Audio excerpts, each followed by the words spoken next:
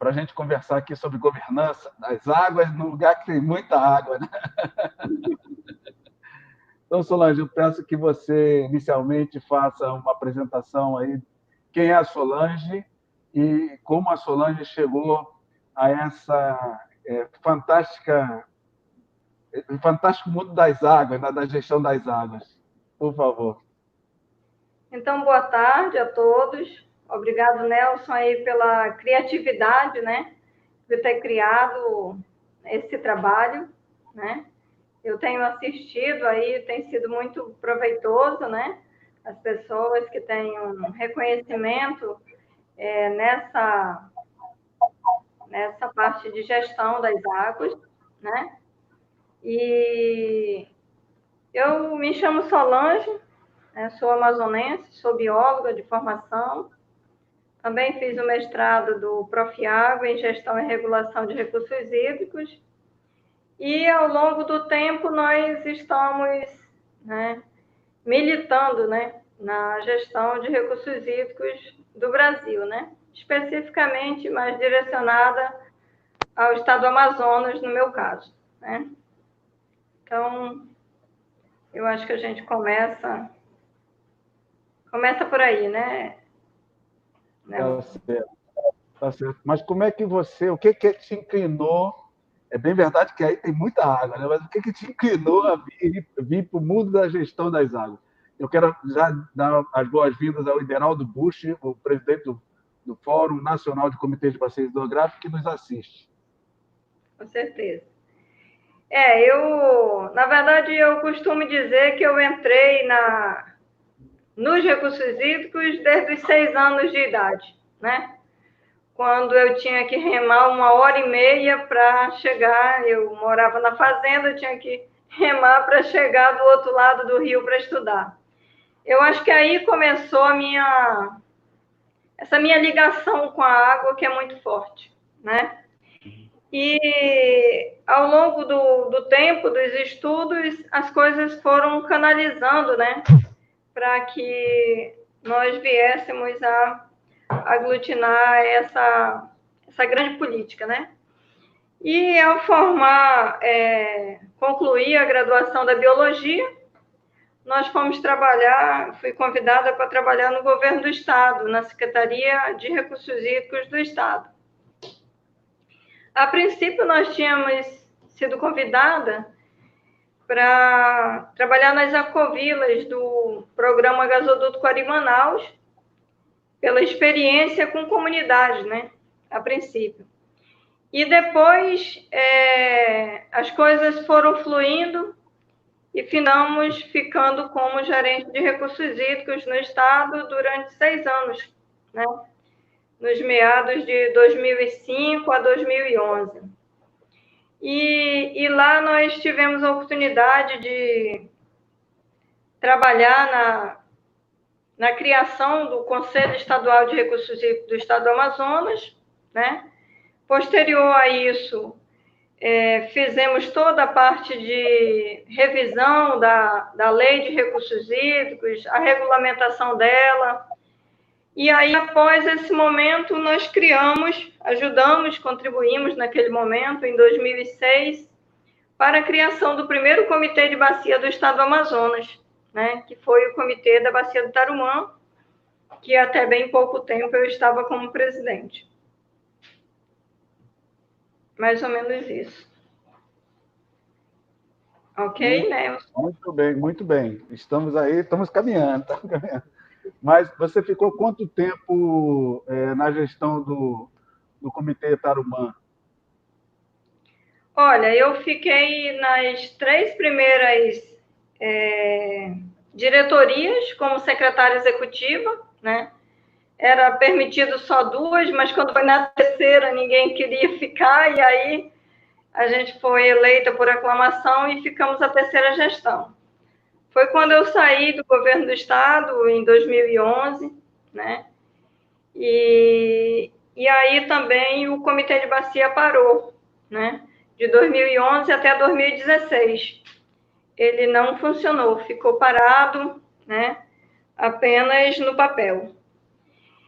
E quando foi em 2016, a secretaria retomou os trabalhos do comitê, nos trouxe para fazer um resgate histórico de tudo isso, né? E aí ficamos de perto e de longe, né, acompanhando as coisas que estavam acontecendo, contribuindo com aquilo que podíamos também. E em 2018 eu me tornei presidente do comitê, né? E ficamos até o final desse ano, né? Não concluí a gestão por motivos de estudo, de trabalho. A gestão que era da diretoria que eu pertencia termina exatamente agora, dia 14 de maio, né? Quando deverá ter uma outra eleição, não sei exatamente agora no período da quarentena, posterior, poderá, inclusive, né, postergar, mas ainda estamos aguardando para ver o que a Secretaria de Meio Ambiente do Estado irá decidir. Solange, eu tenho perguntado para todo mundo que participa aqui das nossas conversas, dentro dos instrumentos de gestão, quais já estão implantados nesse mundo das águas que é o Amazonas? Olha, no Amazonas, nós estamos assim. Nós temos hoje a outorga, né, implementada no Estado, em fase de implementação, já há mais de 3 anos. Nós estamos com o plano estadual de recursos hídricos em fase de finalização, né? Ele teve conclusão em dezembro e ia ter o lançamento agora em março ou abril, quando a gente entrou na pandemia, né? E aí suspenderam todas as ações que pudesse ter aglomeração, como em todo o mundo, né? E isso está aguardando o lançamento do plano, né? Finalização de todas as coisas para a implementação de determinadas ações, né? Os demais instrumentos não estão implementados, né? Nós não temos cobrança pelo uso do recurso hídrico no estado do Amazonas, né? A gente ainda não tem um sistema de informação que seja a nível estadual, né? E os demais também não estão implementados.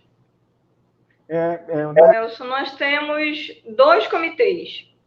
Um que foi criado em 2006, que é o do Tarumã, mas o decreto dele só é de 2009, né? E o outro que é o do Puraquequara, que foi criado em 2017, oficialmente.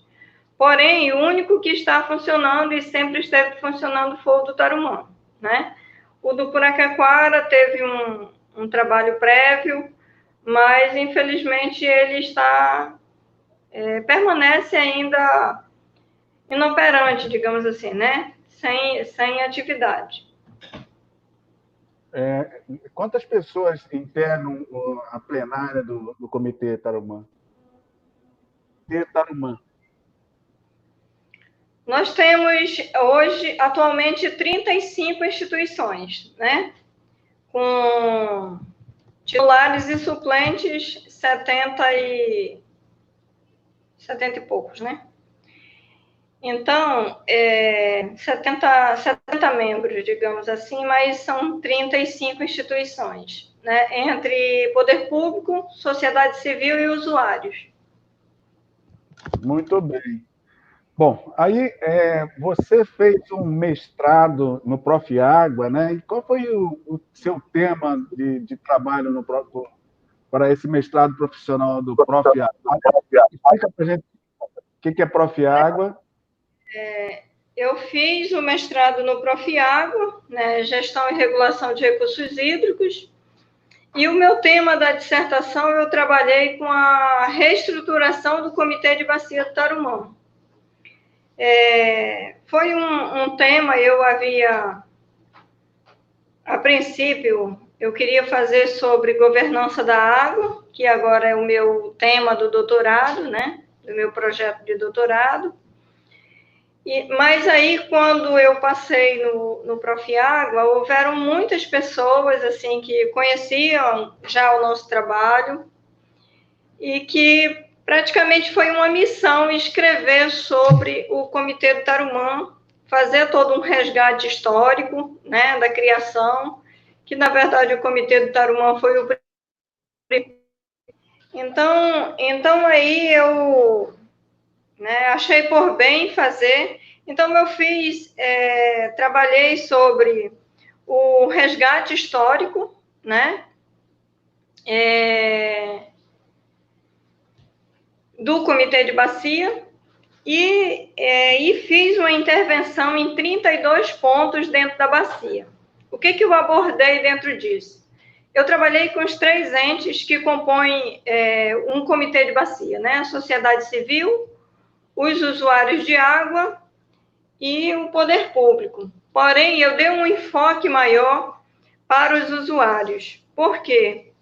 Porque o comitê, quando começou, ele já começou meio, como a gente diz aqui, capenga, né? E sempre tivemos poucos usuários de água, né, na composição do comitê. Então, eu quis ouvir a opinião deles, se eles conheciam o comitê, se eles já tinham ouvido falar do comitê, o que eles tinham como sugestão para a implementação das ações do comitê, né? E se eles têm vontade de participar, de colaborar com, né, as ações do comitê. Eu estou vendo aqui que o Bush está colocando aqui uma pergunta, Nelson, depois a gente vê. Então, foi importante, porque durante a pesquisa eu pude observar muitas atividades que são feitas de forma isolada ou não, isolada a princípio da política de gestão de recursos hídricos, mas que existe uma gestão das microbacias ali, né, que cuidam daquelas águas e os seus entornos, né? São lideranças comunitárias, né, muitas lideranças comunitárias, e isso me deu a vontade de pesquisar a fundo, né, aquilo que a gente chama de governança da água. E que essas lideranças, elas fazem um trabalho muito bonito, muito produtivo e muito participativo, né? Eu já escrevi 2 artigos sobre isso, né? Mas ficou aquele cri-cri do grilinho ali no meu ouvido e na minha mente, né, querendo pesquisar mais, porque eu não abordei nada disso dentro da minha dissertação, que não era objeto da minha pesquisa, né? E é o que a gente vai tentar fazer agora no doutorado, né?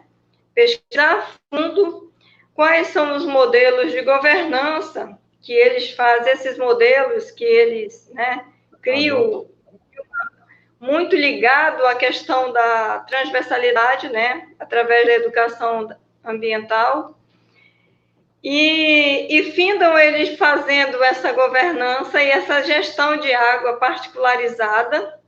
Eu digo particularizada porque esses modelos de governança existentes, né, e eles não são exatamente o mesmo modelo que é criado pela política de gestão da água, mas que é uma gestão, né, direta ali naquelas microbacias. E a bacia do Tarumã, ela é uma bacia muito grande, né, assim, dentro de uma área urbana, parte urbanizada e parte periurbana, né? Ela tem 3 facetas, eu costumo dizer. Porque ela tem uma parte bem urbana, na sua margem esquerda da bacia, já saindo no exutório. Ela tem o meio da bacia ali, passando pelo processo de transição entre o urbano e o rural, né? E ela tem suas áreas de cabeceira que são rural. Só que esse rural não é bem assim, né? Ela é habitada também de uma forma minorizada, mas nós temos ali, chegando nas áreas de cabeceira, um polo agropecuário do Distrito Industrial, né? Que fazem trabalhos fantásticos, né? De conservação da florestal, de conservação das áreas de APP, enfim, né? Muito bem. Qual dessas, assim, dessas microbacias que você identificou, as que mais se destacam assim, dentro dessa lógica que você está querendo mais fundo estudar? Olha, eu identifiquei 5 grandes trabalhos, né, dentro da bacia que eu pretendo me aprofundar, né. Um deles é um modelo que eu tenho um artigo na BRH que eu escrevi sobre esse trabalho que eu achei fantástico.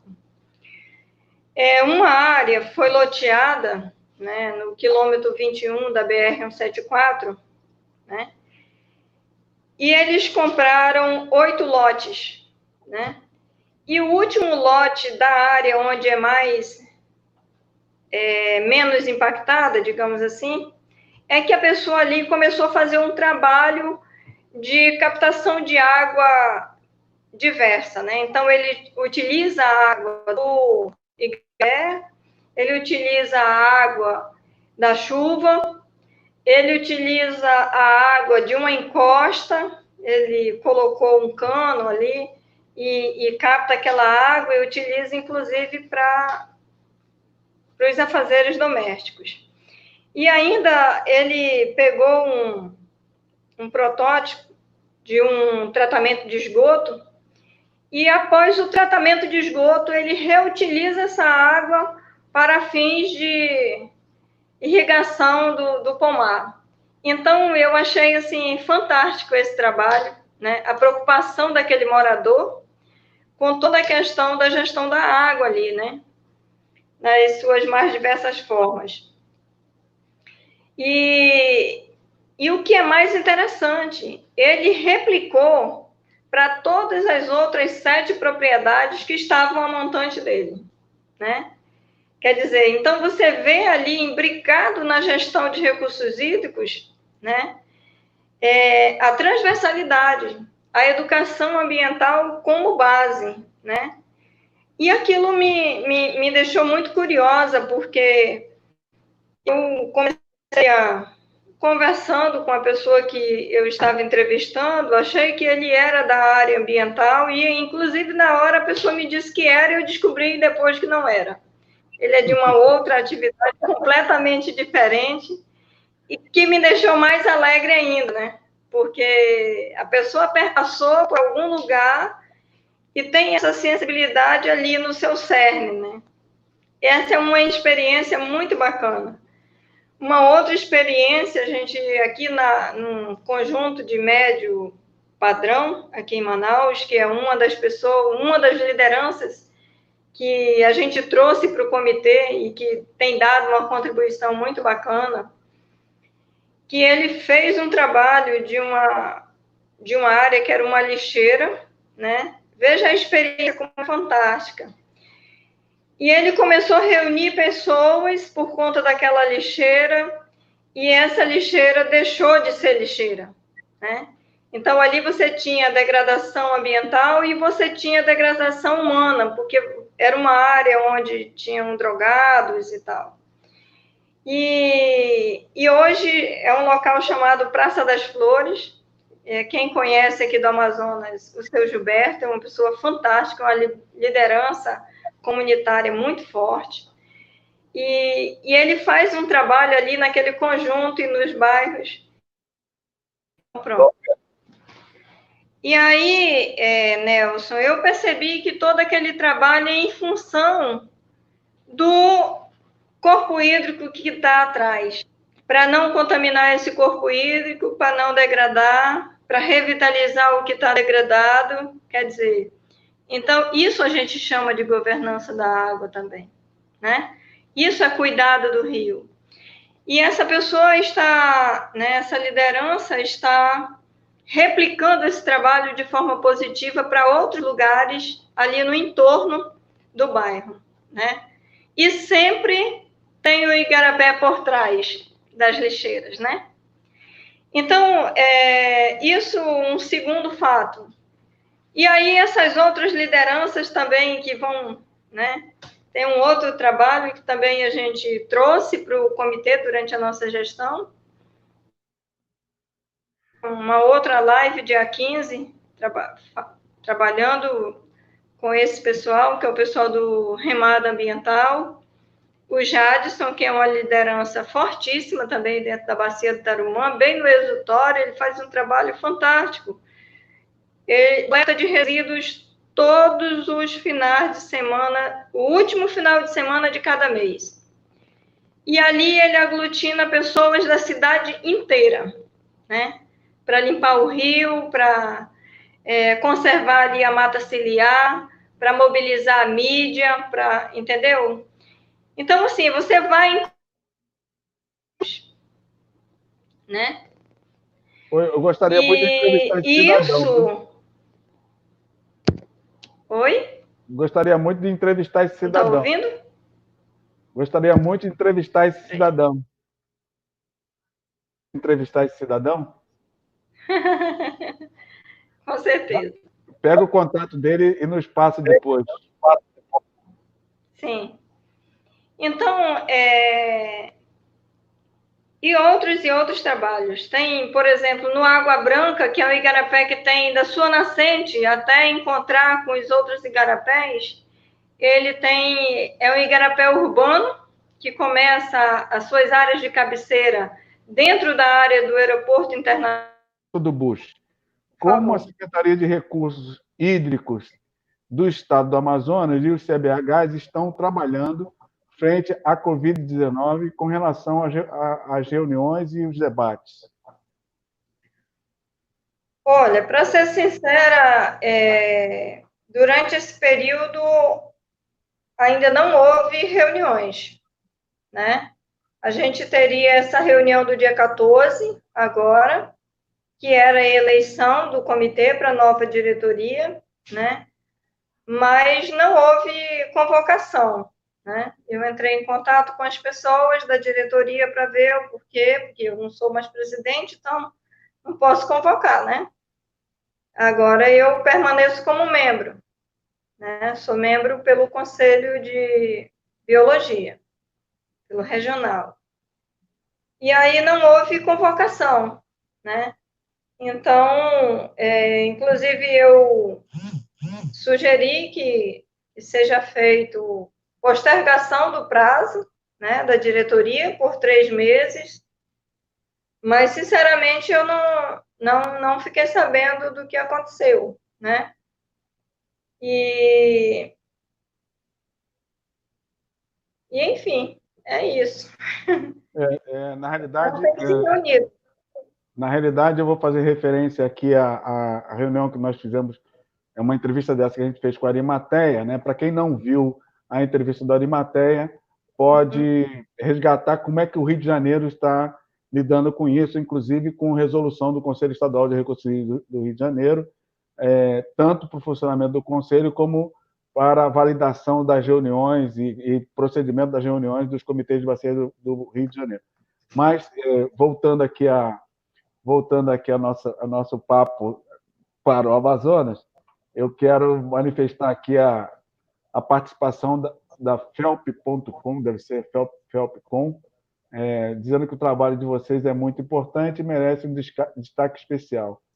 E dá-nos os parabéns. Eu não sei de onde é a Felp.com, se puder dizer aí, a gente registra aqui.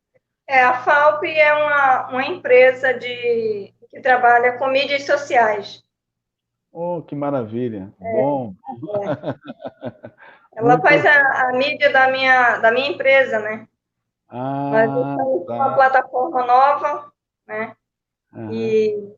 E aí eles fazem a nossa mídia social. Solange, é bem verdade que você vai mergulhar nessa questão da governança das águas aí no Amazonas, no seu trabalho de doutorado, Mas eu queria te perguntar assim, há quanto tempo você está na gestão hídrica propriamente dito? Tem uma ideia de quando você começou com isso? Tenho, eu, né, inserida na gestão desde 2005, né? Uhum.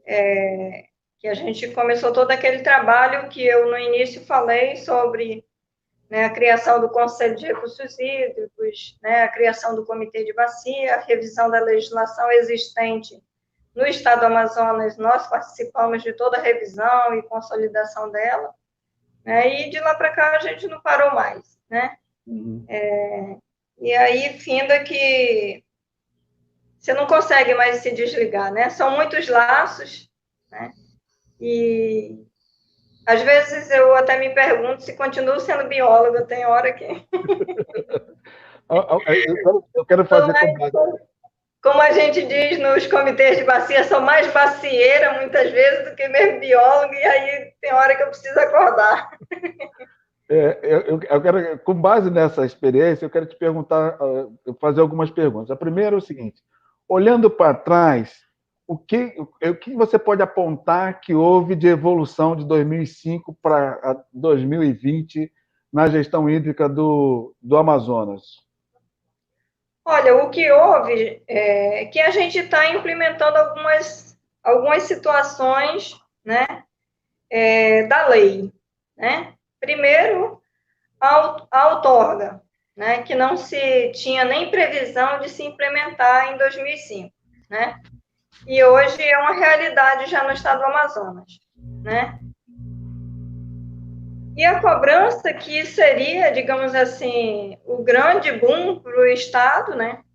Mesmo a gente tendo abundância em quantidade de água, nós temos uma precariedade na qualidade de água, digamos assim, de tratamento de água, né? Nós temos um baixo tratamento, os dados estão aí, há quem diga o contrário, mas a realidade existe. As nossas 5 grandes bacias urbanas do município de Manaus estão praticamente todas contaminadas, né? 4 com um grau bem alto de poluição, né? Especificamente 3, a do Puraquequara e a do Tarumã, por ter ainda uma área rural, ainda se consegue ter uma água boa em determinados locais, mas nós estamos com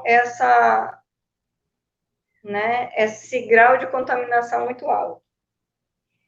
E aí nós temos os 62 municípios do estado, né, com o seu saneamento básico praticamente inexistente. Com o sistema de tratamento de água também, né, em muitos deles, estudo consolidado, né, que a gestão da água nos outros municípios do estado, que não a capital, tem uma precariedade muito grande. Isso está se falando de um estado que tem um volume de água muito grande, né? E pelo fato de a nossa região ter uma grande quantidade de várzea, isso é muito pior, porque nós temos município, por exemplo, que no período da cheia dos rios, ela alaga inteira. Então, para onde vai o saneamento, né? Para o rio. Já não bastava ser o resto do ano todo, ainda inunda e todas as fossas ficam inundadas, né? Então, não dá para dissociar o saneamento com a gestão dos recursos hídricos, neste momento, né? E aí isso, a outorga, ela tem ajudado em determinadas situações, mas nós não podemos esquecer que nós estamos numa cidade, numa capital, onde tem um polo industrial, né? Um dos maiores do Brasil. E nós não temos ainda, digamos assim, consolidado essa situação, essa convergência de outorga dentro do Estado. E aí, estamos fazendo o Plano Estadual de Recursos Hídricos agora, né, que ainda não tem, digamos assim, uma situação finalística, e nem implementação dele ainda, né? Está em planejamento estratégico para que seja feito pós essa aprovação pelo Conselho de Recursos Hídricos. E aí nós temos uma gestão da água que temos um comitê de bacia, né? E milhares de rios, né? Nós temos os rios de domínio da União, que não tem nenhum comitê de bacia, né? Nós temos, como eu falei, os 62 municípios do estado, com todas as suas bacias, sem nenhum comitê de bacia, com exceção de Manaus, que todos os dois comitês são das bacias urbanas ou periurbanas do município de Manaus. E aí a gente tem esse vácuo na gestão, né? Porque a gente tem o Conselho de Recursos Hídricos com as 3 esferas, mas que na dimensão que nós temos é praticamente ínfimo, né? A representatividade disso, porque quando você vai para a base, né? Eu trabalho com consultoria e de vez em quando estamos nos municípios longínquos. Não existe essa aproximação, né? Os municípios ficam a sós e, por conseguinte, a sua gestão também das águas ali, né, que estão no entorno e toda a parte de saneamento precário. E em muitas situações, na maioria deles, a população faz uso da água in natura dos rios. Você imagina o que é isso, né? Tomar água do Solimões sem tratamento adequado, do Purus sem tratamento adequado, e do Negro, né? Que tem, não dá para falar e nem aprofundar aqui, mas, né? Então, assim, eu acho que a gente precisa de muito fortalecimento institucional no estado do Amazonas, porque isso fica muito distante, né? É como você pegar na mão da gestão, mas pela ponta dos dedos, né? Como se estivesse tocando na mão da gestão do resto do país pela ponta dos dedos. É assim que eu comparo. Eu vejo o grande empenho da Secretaria de Estado do Meio Ambiente em fazer valer determinadas coisas, mas que aqui a gestão ambiental ela é muito feita pelo lado florestal, né? Então a gente cuida muito do verde, né? Mas a gestão dos recursos hídricos ainda esse cuidado é muito pequeno, né? Isso todo mundo é sabido que todo mundo nós temos muita água em volume, né? Mas também que não é exatamente nossa, né? Os nossos rios federais, todos, praticamente, quase que todos, começam fora do país, né? Fora do país, fora do estado do Amazonas. Ou tem convergência ali com outros estados. Isso não é fácil da gente, né, dizer nem gerir, né? É um grau de dificuldade, porque nós somos um continente, o Amazonas é um continente, né? Uma região imensa, cheia de muitos fatores complicadores, inclusive fiscalização, né? E precisa pegar mais na mão do governo federal para a gente avançar. É uma coisa interessante o seguinte, o Rio de Janeiro, pequenininho do jeito que tem 92 municípios. E a gente vê dificuldade, às vezes, de deslocamentos para as pessoas participarem de uma reunião do Conselho Estadual de Recursos Hídricos. Fico eu imaginando as pessoas dos 62 municípios do Amazonas, e as bacias de vocês aí são imensas, né? Então, para uma participação de um membro numa reunião, ele deve se deslocar de embarcação aí por 3, 4 dias para poder participar de uma reunião. Isso é um complicador de uma dimensão bastante impactante, né, para buscar aí uma ação integrada de gestão, né? Mas Nelson, eu tenho uma... Como regional, eu tenho uma coisa assim. A gente vê em todos os outros comitês, por exemplo, vou citar aqui o do São Francisco, né? A bacia do São Francisco é uma bacia imensa também, né? Que passa por vários estados. E o que me parece é que eles não deixam de reunir e nem veem dificuldade nisso, né? Eles fazem valer. Então, o que que eu digo como amazonense? Eu ouço muitas pessoas dizerem, inclusive críticas contra as minhas falas, quando diz que é possível se fazer comitê de bacia na região norte, sim, desde que você faça com estratégias e regionalizadas, porque eu não posso fazer uma reunião do Rio Negro aqui em Manaus e desprezar os demais municípios que estão lá, a Montante, a Jusante. Então, assim, se São Francisco, que é uma bacia grande, que tem diversas dificuldades também, Rio de Janeiro e todos os outros estados da federação, você precisa compartimentar e olhar para aquele ladinho que está lá. Se eu tenho Rio Negro na sua foz que não tem problema, por que que eu vou lá ver o que que eles estão fazendo? Não é pelo problema, você tem que fazer pela conservação daquele estado natural que não está com problema, né? E aí você atacar naquele que está com problema, mas você não pode desprezar aquele que não está com problema, né? É muito pertinente a gente falar da Covid agora, o tratamento, máscara, respirador, e por que não, ninguém nunca viu isso antes da prevenção, né? Por que só tem que ver o problema quando ele está acontecendo, né? Então, eu, como amazonense, eu digo que os comitês de bacia, eles têm que existirem, sim, para prevenir que não chegue num estado de degradação. Porque quando chega, não tem mais jeito, está doente, está na UTI para morrer, né?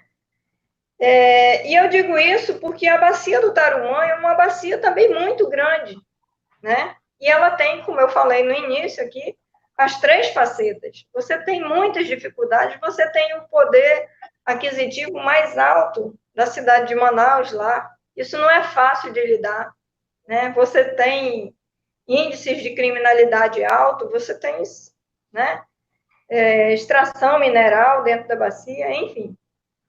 Aí você tem o acesso por água e você tem por terra. Quando você vai acessar por água, também tem um grau de dificuldade muito grande de acessar as comunidades ali, né? Tem lugares que você não tem estrada para chegar. Como chegar? Chegando, como se diz, né? Tem que arranjar um jeito de chegar. Então, assim, o que às vezes eu ouço, sentada nas cadeiras em debatedores, dizendo, o Estado do Amazonas não precisa de comitê. Como não precisa? Nós temos muitos conflitos pelo uso da água aqui. Nós temos um agora iminente dentro do Tarumã, que é a ocupação da cidade flutuante. A bacia do Tarumã está virando flutuante. Imagina, voltando lá para a década de 60, 70, né? E aí, sem tratamento de esgoto, sem controle, entendeu? Todas as formas de degradação humana e ambiental que se possa imaginar. E isso não é chamado de conflito pelo uso da água? É chamado de conflito. Ou então as pessoas têm que saber o que é conflito pelo uso da água, né? Porque, assim, se você não tem um conflito direto, mas você tem um conflito indireto que precisa resolver, né? O espaço físico está comprometido, seja ele pela contaminação de óleos e graxas, seja ele pela contaminação de poluentes humanos, de resíduos sólidos, a dificuldade de navegação, né? Os barcos, final de semana, adernam ao rio dia de quinta-feira e voltam no domingo à noite, né? Sem controle de velocidade, quando comunidades do entorno reclamam de que alagam as canoinhas dos ribeirinhos, entendeu? que as crianças vêm da escola e já teve acidente com crianças, com flutuantes que funcionam a noite toda e morre gente afogada, bêbado e não sei o que lá, e papapá. Quer dizer, há um conflito a ser gerido naquele pequeno espaço. Quando você vai para outros espaços dentro da bacia, você tem outros tipos de conflitos, que são as invasões, que é as indústrias avançando sobre as áreas de APP, degradando de forma indiscriminada, quer dizer, então você tem, e aí às vezes as pessoas confundem isso com a política ambiental como um todo, não, você está fazendo ali no entorno da bacia e dentro da bacia, que é de interesse e de discussão de um comitê de bacia, né? Nós temos outra bacia aqui, que é o segundo município com maior índice de Covid, que é Manacapuru, a 76 quilômetros. Nós temos a bacia do Miriti, você imagina, Manacapuru, o rio Solimões passa na frente dele, um rio todo mundo conhece, o mundo inteiro conhece Solimões, um rio caudaloso. Porém, a cidade de Manacapuru é abastecida pelo rio Miriti, que é um rio pequeno, né? Sem saneamento básico. Você imagina, captação de água sem saneamento básico para o abastecimento público de uma população de mais de 100 mil habitantes, né? E aí, se eu for relatar, você vai ver que é os mesmos problemas da bacia do Tarumã, né? Então, quando você vai discutindo isso, você vai vendo que essa falácia de dizer que o Estado do Amazonas não precisa de comitê de bacia, eu sou completamente contrária a esse posicionamento, entendeu? Na realidade, dizem que é a dificuldade de... já ouvi isso aí de diversas frentes, dizendo que a dificuldade do Amazonas de fazer estruturar... De reunir a população. Não era por causa das distâncias, né? Só que essa situação do Covid-19, da Covid-19, nos está mostrando uma outra realidade. Eu estou falando do Rio de Janeiro com o amazonense, usando aqui um meio virtual, né? Então é mais distante ainda que a Não, mas olha só, Manel, mas olha só, você não vê os comitês de bacia, ele tem Alto Tietê, Médio Tietê, Baixo Tietê, Submédio. Sim, você divide a bacia da forma como você tem condição de geri-la. Não é assim? Sim, eu vejo o Brasil inteiro, eu vou para os eventos de grande porte, né? E vejo isso acontecer. Por que só o Amazonas não pode ser dividido dessa forma? Né? É uma visão fantástica. Não? Quer dizer, se eu tenho, por exemplo, eu fui eu trabalho com consultoria para empresas de médio e grande porte, e quem for meus clientes, eu vou lá e faço. Um trabalho dentro do Rio Juruá, que eu nunca fui na minha vida, né? Sou amazonense, nasci e me criei, mas é tão longe que eu nunca acessei isso, né? E aí nós fomos encontrar, e as pessoas me diziam, menina, faz isso de dados secundários. Nossa, como é que eu vou fazer de dados secundários de um lugar que eu nem conheço? Então, mandamos a equipe, nós fomos para o Acre, e do Acre entramos num rio chamado Rio Liberdade, que eu nunca tinha ouvido falar, né? E aí eu fiquei pensando, em 11 dias, nós encontramos lá, num local que todo mundo diz que é um local esmo, 1.700 pessoas num diagnóstico rápido. Quer dizer, significa dizer que em todos os lugares nós temos pessoas. O Amazonas não é só mata nem bicho, né? Nem animais selvagens. Não, existem pessoas nos lugares que a gente precisam ter acesso às questões, às discussões que são... É muito bonito nos planos, né? Mas a gente precisa acessar, fazer desses dados a realidade local, né? Então, é disso que, às vezes, eu coloco nas palestras, nos lugares, e as pessoas continuam dizendo, não, mas tem dificuldade de tudo, né? Agora a gente tem dificuldade até de respirar. Se a gente não fizer da forma que tem que ser feito, nós vamos ter dificuldades que ninguém vai conseguir acessar nem enfrentar. só que precisa realmente de vontade de fazer. Uhum. Aí é diferente, aí é outra discussão, né? Poxa vida, tá vendo? A gente, com esse papo aqui, já vai trazendo outras realidades, né? Para subir para outro patamar. Então, a gente, a coisa ganha uma dimensão diferenciada, né? Bom, nós estamos aqui, eu estou aqui no ar há 1 hora e 14 minutos. É bem verdade que a gente vai editar isso, vai cortar alguns pedaços, que fala comigo, está ouvindo? Não, tá? Então, e aí, mas de qualquer forma, já vai dar aqui um conteúdo muito interessante para aquelas pessoas que revisitarem aqui o vídeo. E aí eu peço para você para fazer suas considerações finais, dizer o que você gostaria de ter falado e não falou, e aí para a gente ir encaminhando para o encerramento. Sim.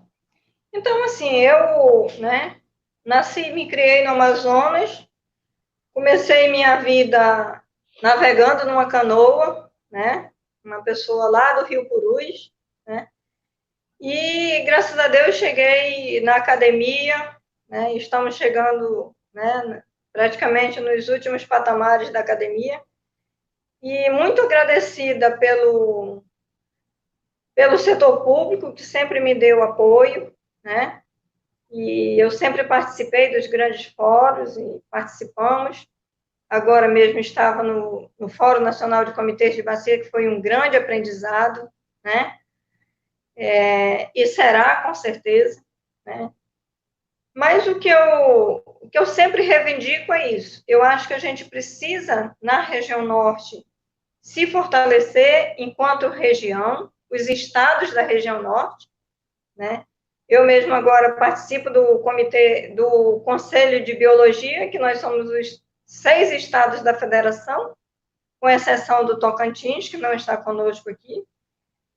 E é tanto quanto recursos hídricos uma dificuldade de se relacionar, né, entre nós. Mas, assim, eu acho que recursos hídricos é um desafio, não é só para a região norte nem para o Amazonas. Ele é um desafio para o país. Nós temos um país imenso.